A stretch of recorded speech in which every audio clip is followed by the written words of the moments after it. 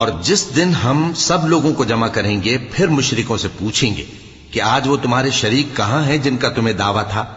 تو ان سے کچھ عذر نہ بن پڑے گا اور بجز اس کے کچھ چارہ نہ ہوگا کہ کہیں اللہ کی قسم جو ہمارا پروردگار ہے ہم شریک نہیں بناتے تھے۔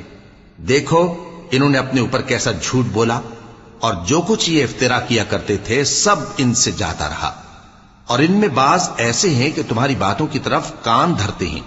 اور ہم نے ان کے دلوں پر تو پردے ڈال دیے ہیں کہ ان کو سمجھ نہ سکیں، اور کانوں میں بوجھ ڈال دیا ہے کہ سن نہ سکیں، اور اگر یہ تمام نشانیاں بھی دیکھ لیں تب بھی ان پر ایمان نہ لائیں۔